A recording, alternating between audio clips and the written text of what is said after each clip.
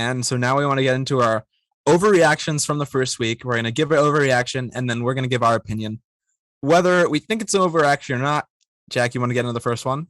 So yeah, this is like an idea that I've seen a lot of people cover, but unfortunately we were thinking about doing this after the first week, decided to push it back to this week. And we saw like MLB the day after MLB.com wrote an article about it. So we're not trying to steal any ideas here. It's an idea we had.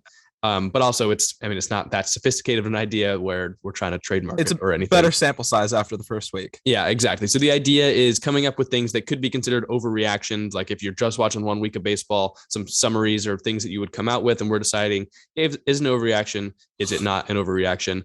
So our first one, despite the lack of talent, the Rockies and A's can compete this season. Right now, the A's sitting at 5-5 and the Rockies sitting at 6-3. Do you think it's an overreaction, or do you think it is not an overreaction? I think it's an overreaction. I think the Rockies will compete in the games that they play. Like they'll have some tight games and they're going to win some. But I think their overall record at the end of the year, it won't look like they competed. They won't be last place. But I think the D-backs will be last in that division. But the Rockies won't be too far behind. And then the A's just suck. They took 3 or 4 from the Rays, which I know we both were wrong about. So that one kind of sucked for us, but I don't see the A's doing a lot this over the course of a long season.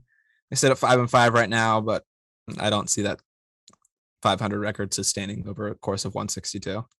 Yeah, I agree. I think it's an overreaction. The Rockies, I think they're not horrible. Like I think they're an okay team. That's why I didn't want to put them too far down in our power rankings that we did going into the season. But they're still not a good team. They've got some good pieces. I like Chris Bryant. I like CJ Cron a lot. He hit an absolutely massive home run onto the concourse at Coors Field. I think he's tied for the league lead in homers so far. Connor Joe's hitting the ball well. Whether that keeps up, I'm not quite sure. They've got guys like Brendan Rodgers, Ryan McMahon. They don't have Raimel Tapia anymore, but they've got serviceable pieces around, but they're not going to be 6-3. They're not going to win 2/3 of their games. They're going to take a step back, especially once they start playing some better teams further into the season. Yeah, they took 2 or 3 from the Dodgers. Are they going to sustain that? Probably not. And they're going to have to play the Giants. They'll play the Dodgers. They'll play the Padres. It's a tough division to continue the success they've been having. And the A's 5-5 is better than we thought. But the fact that they're 5-5 while scoring the most runs in the league so far should tell you a lot about the A's. First of all, you're not going to be able to sustain scoring the most runs in the league. And if you can only win half your games while scoring the most runs, you're probably not that good of a team. The A's will fall off a cliff. I can pretty much guarantee it. So I think if you're watching so far and you're looking at the standings and saying, oh, the A's are 5-5, maybe they're not going to be as bad as we thought. Oh, the Rockies are 6-3. Maybe they'll push for the playoffs. Take a step back. Probably an overreaction to the first week.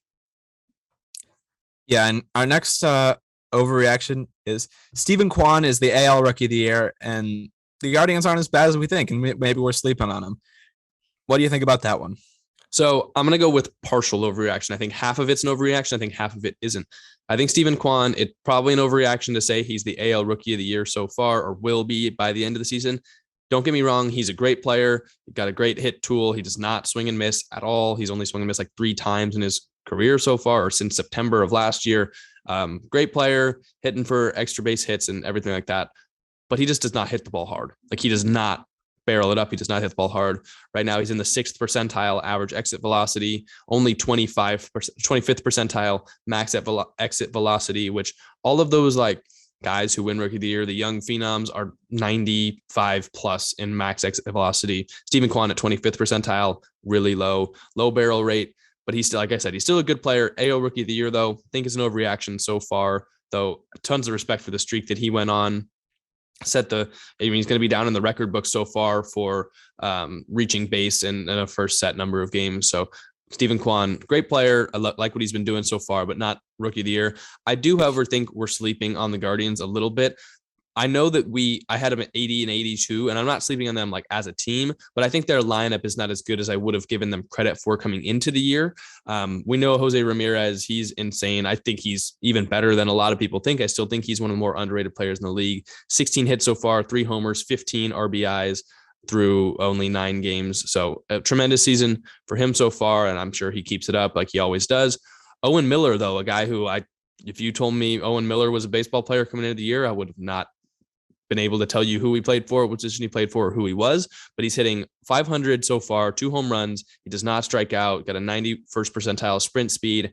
All of his hits are not cheapies. He's had a lot of extra base hits. I was able to watch a lot of the Guardians when they played the Giants this week. And though they didn't score many runs, I mean, these guys were producing. I think it's more of a testament to Giant pitching, which we'll get to later. Lots of extra base hits.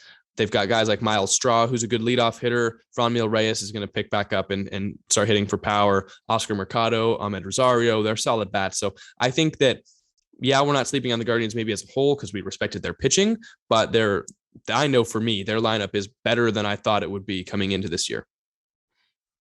Yeah, I had this one down as an overreaction. I don't think Stephen Kwan will win Rookie of the Year. You kind of touched on it, the advanced stats, but I mean, he hit like 800 the first week of this first few games of the season, went like 8 for 10 to start the career.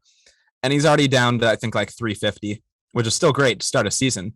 But I mean, you look at where he was, it's a big drop off. And I think he'll continue to decline. I think he'll hit like around 250 is my guess by the end of the season. He'll get on base a lot, but he won't hit for a lot of power. And I don't think he wins Rookie of the Year. And as for the Guardians, I don't really think we're sleeping on them. I think, like you said, we both had them at 80 and 82 to start the season. I think that's probably respectable. Maybe you're right about the lineup. Maybe that helps them in a few more games, and there are a few games above 500. And maybe we both had them in third behind the Twins, but maybe it's enough to beat the Twins and get second, but they're still not a playoff team.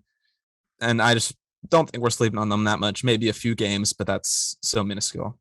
I think if you add 1 or 2 more bats to their lineup, maybe after a free agency this year, and shore up the bullpen a little bit more, because the Giants definitely took advantage of their bullpen this past season, this team could start to mold into one of those teams that can compete.